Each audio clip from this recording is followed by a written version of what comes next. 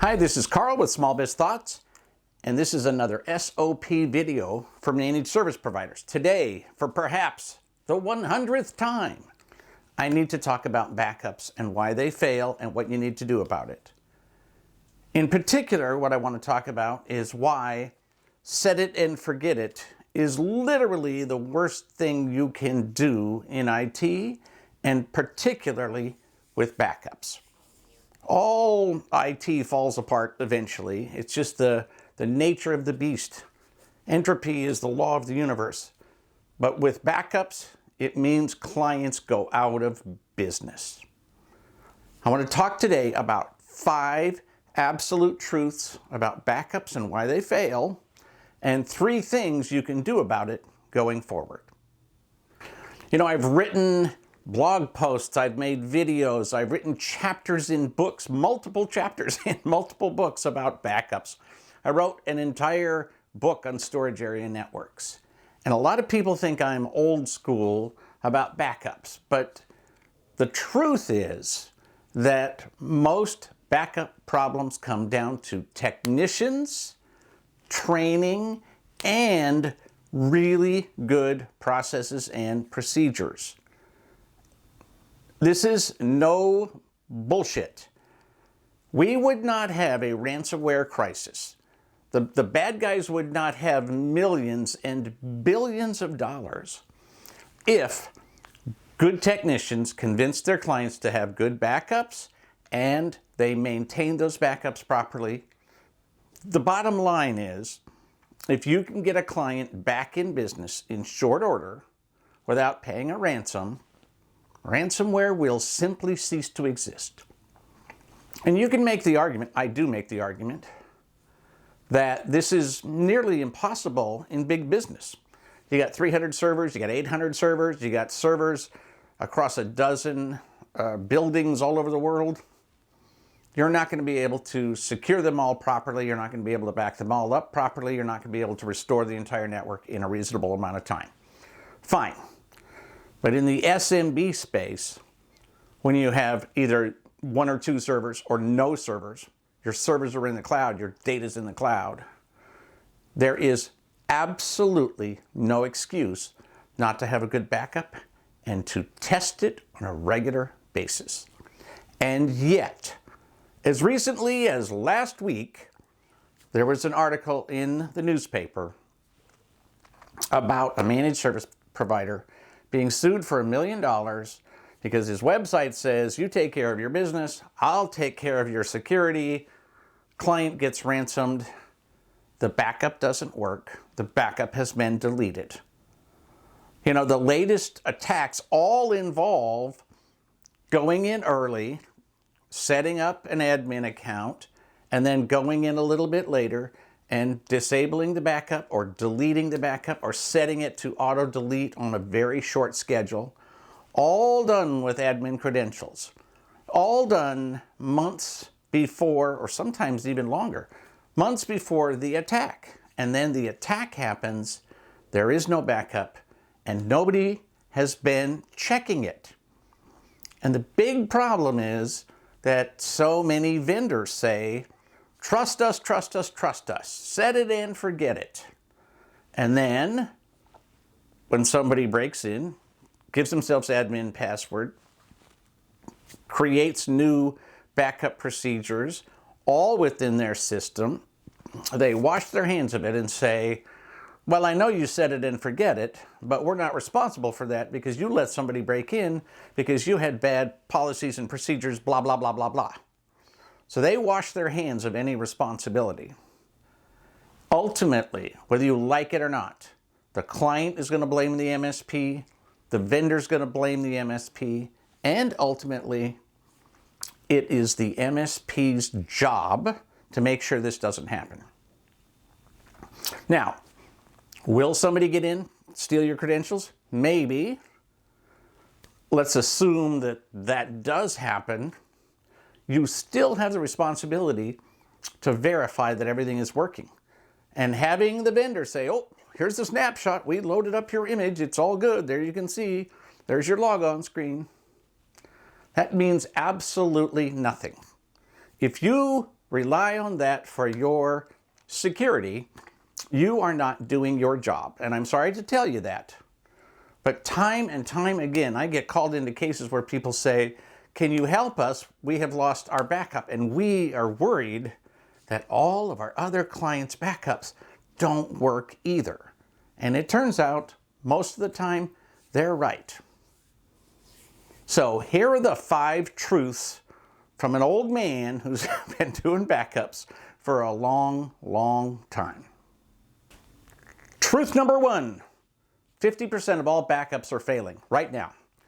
Historically, literally going back 30 years, my experience has been when I go into a new client, take over a job that somebody else has set up, 50% of the time the backup is not working.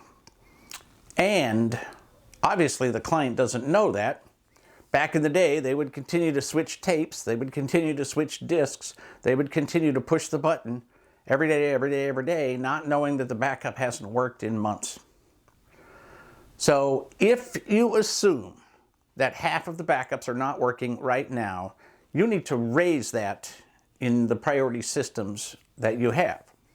Assuming you got a ticketing system, the way that we always looked at it is, look, once a month, let's say you do a backup every workday, you got about 24 backups. Well, some of them are going to fail. With luck, it'll be 1 a month, not 2, not 10, not 15. So when a backup fails, you create a ticket to watch it. And it's a normal priority. But if it fails 2 days in a row, it needs to get moved up to a high priority. And if it fails 3 days in a row, it is an emergency and it needs your attention right now. Ultimately, there is nothing that you do in your business that is more important than backups, except maybe testing backups.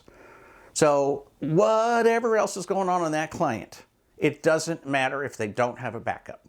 At the end of the day, you're not going to lose a bunch of money if a printer doesn't print. You're not going to lose a bunch of money if a machine doesn't boot. You're not going to lose a lot of money if the boss can't get into his laptop.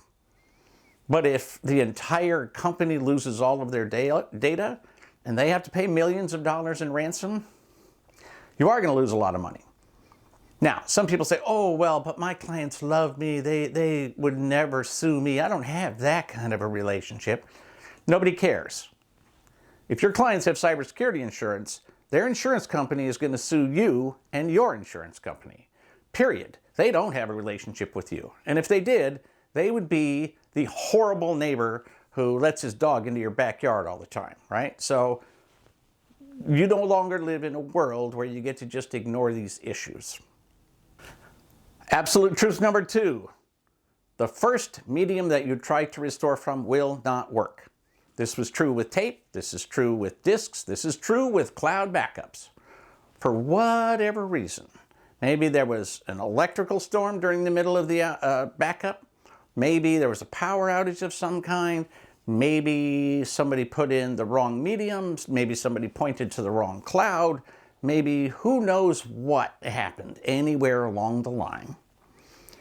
But at a minimum, half of an image is not as good as a full image, right? So very often, what you're going to find is that when it comes time to restore, the most recent backup is either incomplete or it doesn't work at all. And that's not always true. And if you have a really good system and you really know what you're doing, it's less and less true. But if you assume that that's the truth, then you will create better backup systems. You will create full backups and not differentials, and you will have multiple points of backup and multiple points of restore. So people can go back to different time points and restore. You can do this. You can create this. It's a matter of just slowing down, putting some attention on it, and making it happen. You should write up a little paragraph for every client of how their backup works. Not in technical detail, but literally say, we back up all of the local machines to this cloud every day. We also take an image of that and we copy it over here, and now we've got a backup copy. And maybe, if you really know what you're doing, we're going to take a copy and bring it back down into the physical world where it can be separated from the rest of the backups. Whatever you do, it doesn't matter. You can be as sophisticated or complicated as you want, or as simple as you want, but you have to have multiple points of backup. And if the client can't afford it, you need to let them know that they do not have a good, modern backup system. Absolute truth number 3, good processes overcome bad technology. You have an old backup system, you have an unreliable cloud, you have a whatever, an iffy internet connection, you have untrained employees, you have a client who doesn't care, you have a low budget. Processes solve all problems. One of the absolute truths of service delivery is that you cannot control people, but you can control your processes. Well, truth is, you can't control backups, you can't control internet service providers, you can't control clients, you can't control anything except your processes. And it may take some hard work and some thinking to put together something that is affordable, and a client may only get one rock solid, absolutely good backup per week or month, but everybody can be backed up appropriately at any budget. You just have to put your mind to it and figure out how you're going to get it done. Now, having said that, most people have some reasonable budget because they watch the news and they see ransomware and they know that they live in the real world. But you need to work with them and you need to be smarter than the bad guys. And that's a moving target because the bad guys not only have the money to have geniuses on board, but they have the money to play the long game. They have tentacles into your system, period. They do. It's the truth. It's the reality. You have to figure out what you're going to do when lightning strikes. So processes and procedures will save the day every day. Absolute truth number 4, you must have an air-gapped backup. Now, we didn't used to call it an air-gapped backup. We used to just call it an off-site backup. But the reality is, if you think about it, right now, somewhere, there should be some backup for every one of your clients that cannot be attacked. And it's not good enough to let the backup vendor say, oh, we have immutable backups. Nobody can touch this. Nothing can ever happen. I promise you, I promise you, I promise you, I promise you. You need to know deep in your heart that nothing, no matter how smart the bad guys are, there's no way they could ever alter a backup. The ultimate backup is going to be something that is either off the network, unplugged, or literally physically at a different location and disconnected. Someday your backup will get compromised. Period. It just will. So the question is, what are you going to do about it? And if you've got one system that no matter what cannot be compromised, that is the ultimate backup. And you have to have that. And if you say, well, the client can't afford that, you got to deal with that. Go back to number 3, processes and procedures. You got to figure out what you're going to do. There is no perfect backup that does not involve an unplugged, air-gapped, physically separated backup. And we're moving further and further away from this as technology gets better and better. And that just makes technicians lazy. It makes clients lazy. It makes everybody a little more complacent because they believe that technology will solve all their problems. And maybe it will, but also maybe it won't. Again, go back to the beginning. We wouldn't be in this situation if people had good backups. Absolute truth number 5, and this is frequently truth number 1. If you don't test your backups, you don't have a backup. And I'm sorry to be, kind of obstinate about this, but too many people don't properly test their backups. What do I mean by properly? Well, in a perfect world, I want every technician to rotate through every client. So every technician sees every backup system. Even if it's the same brand, even if it's the same vendor, even if it's the same size. They still need to see it again and again and again in every client environment. And the restore needs to be significant data. You need to mount up an image. You need to take significant data, a couple of Exchange mailboxes, restore them to an alternate location, and then you can verify it's there and you can delete it. Yes, that takes time. But it does a couple of very important things. The most important thing it does is you guarantee absolutely and definitively that there is a backup and you can get data off of it. But somewhat related to that, you also absolutely guarantee that your technicians are not seeing the backup system for the first time in an emergency. You know, when you see something for the first time, when you don't have any experience, the probability of making mistakes is gargantuan. It would be weird if a new technician who'd never seen a backup system could mount it up and restore it and do it all right the very first time. I recently quoted G.K. Chesterton in my newsletter, and I said, you know, well, his great quote is, if something's worth doing, it's worth doing badly.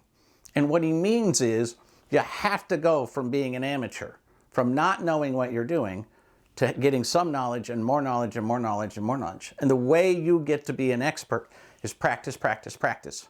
And if you say, well, I trained everybody, you know, last January. Well, by last January, do you mean 2 months ago or 14 months ago or 26 months ago, right? How far back did you train them?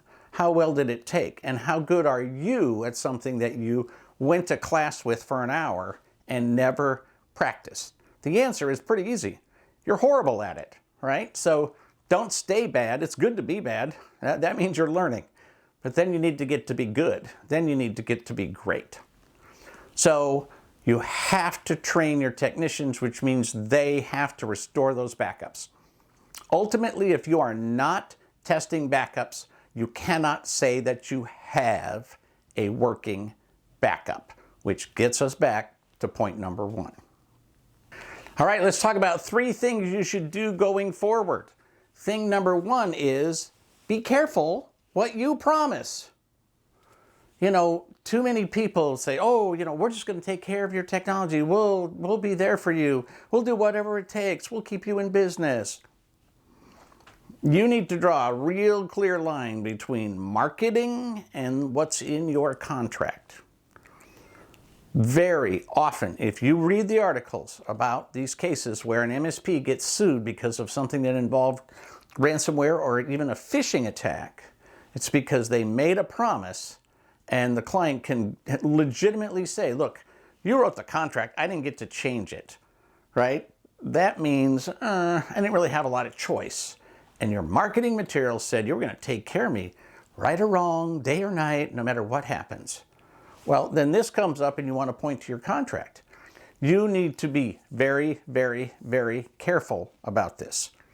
In a perfect world, you won't promise anything you can't deliver. But also in a perfect world, you will create a spectacular backup and you will test it. And if the client won't let you, or the client can't afford it, or the client won't buy it, well, you need to address that as well. And that has to do with customer relationships, not with whether or not you're a good technician. That has to do with a well-run business where you make sure that you separate promises from what's in the contract. Don't promise anything you can't deliver, but deliver absolutely everything you promise. And document, document, document. Documentation will always set you free. Important safety tip number 2. Offer the backup that the client needs, not the one that you think they can afford.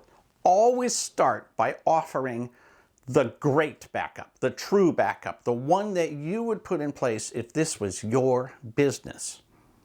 And if the client says, I can't afford it, if the client says, not this year, if the client says, I don't like that brand, I don't want to do business that way, I already talked to my cousin Larry about my backups, whatever. If the client won't go along with you, that's fine. You need to document the fact that you offered them the right backup and they bought something less. Or maybe they didn't buy anything at all. Ultimately, if you get sued, your only recourse is to say, this is what happened. All lawsuits involve a certain fact-finding element. what exactly happened. And if what happened was a lot of promises and BS, well, you're in trouble. If what happened is you offered them the correct backup and they bought something less and you documented that, and you can demonstrate that the client was aware that they were buying less than what you recommended, well, that could go a long ways in front of a court, or at least in front of an insurance company. Remember, whether you like it or not, you have to do what's in the client's best interest. And it doesn't do you any good to say, well, I don't think they can afford that, so I'm going to offer something I think they can afford. Offer the right thing first, and then move down to what they can afford if you have to. That is always the best strategy, because you're amazed, you will be amazed, at how many clients will figure out how to pay for the right thing if you present it as truly the best thing for their company in the long run. You know, all these companies that you work for, if they can afford your services, they can probably afford a good backup, because they might have millions of dollars worth of data. They might have a multi-million-dollar corporation, and they say, oh yeah, but I can't afford $1,000 a month for a backup. Well, okay. That sounds like it's more to do with choices and the fact that they don't believe that there's value in spending that money. And that comes down to you. Finally, important safety tip number 3, going forward for the rest of your life, and this is no surprise whatsoever, beginning today, you will test every client's backup every month. This absolutely has to be part of your managed services. Ultimately, it is the most important thing you do. Test, restore, test, restore, test, restore. Make sure you have got a great process in place. Make sure you document it, and make sure you do it. No one on your team should ever be surprised when a backup fails, because it should be the one thing where you've got your hands on the client's heart, giving them CPR every day of their life. It is literally why businesses succeed or fail in an emergency. Can they get back in business? And you've seen the stats literally going back since computers were invented. Clients who survive a data breach survive in their business, and those who cannot recover often do not survive at all. And the one thing they rely on is you and your team to do it right. So no matter how much energy or time it takes, do backups the right way, and you will absolutely separate yourself from the competition, and you will be a professional that your clients can always rely on in an emergency. For Small Biz Thoughts, this is Carl Palachuk, wishing you the best of luck in everything you do.